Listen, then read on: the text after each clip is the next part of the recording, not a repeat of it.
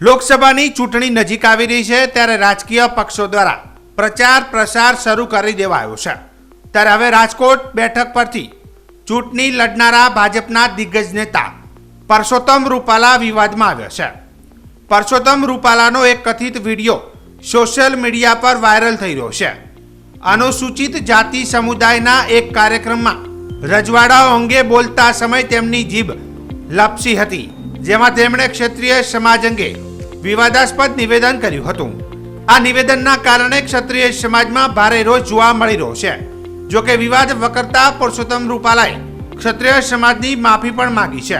તેમ છતાં પણ હજુ ક્ષત્રિય સમાજમાં પરસોત્તમ રૂપાલાને લઈ ભારે રોષ જોવા મળી રહ્યો છે, જે અંતર્ગત આજે બનાસકાંઠા જિલ્લાના ડીસામાં જાગીરદાર ક્ષત્રિય સમાજના લોકોએ પણ રૂપાલાના નિવેદન સામે ભારે રોષ ઠાલવ્યો હતો। ક્ષત્રિય સમાજના આગેવાનોએ આજે 3 હનુમાન મંદિરથી રેલી સ્વરૂપે નાયબ કલેક્ટર કચેરી પહોંચ્યા હતા અને નાયબ કલેક્ટર કચેરીએ નેહા પંચાલને આવેદનપત્ર આપી રૂપાલાની ટિકિટ રદ કરવાની માંગણી સરકાર સુધી પહોંચાડવા માટેની રજૂઆત કરવામાં આવી હતી। ક્ષત્રિય જાગીરદાર સમાજના આગેવાનોની માંગ છે કે પરસોત્તમ રૂપાલાની લોકસભાની ટિકિટ રદ કરવામાં નહીં આવે તો પાર્ટીને પણ મોટું નુકસાન સહન કરવું પડશે તેવી ચીમકી પણ ઉચ્ચારવામાં આવી હતી।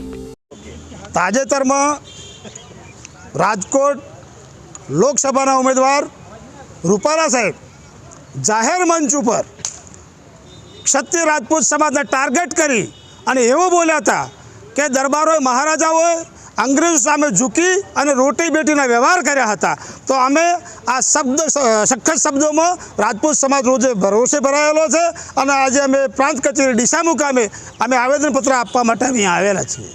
જ્યાં સુધી રૂપાલા સાહેબ પોતાનું નામાંકન પત્ર રદ નહીં થાય ત્યાં સુધી દરબાર સમાજ શાંતિથી બેસવાનો નથી અને સમગ્ર ભારત દેશની અંદર આ પરિણામોને ભોગવવા તૈયાર રહેવું પડશે, એટલું અમે સરકારશ્રીને વિનંતી કરીએ છીએ। મારું નામ છે વાઘેલા બહાદુરસિંહ કેસરસિંહ જીરડા, રાષ્ટ્રીય રાજપૂત કરણી સેના જિલ્લા અધ્યક્ષ। રાજકોટ લોકસભાના ઉમેદવાર પરસોત્તમ રૂપાલા ક્ષત્રિય સમાજ વિશે અભદ્ર ટિપ્પણી કરી છે અને સખત શબ્દોમાં અમે વખોડીએ છીએ અને ભવિષ્યમાં જો એમનું નામાંકન રદ નહીં કરવામાં આવે તો સમાજ જે નિર્ણય લેશે એમના માટે અમે તૈયાર છીએ અને ખરેખર પાર્ટીને પણ નુકસાન જશે તેનું ધ્યાન પાર્ટીએ પણ રાખવું પડશે।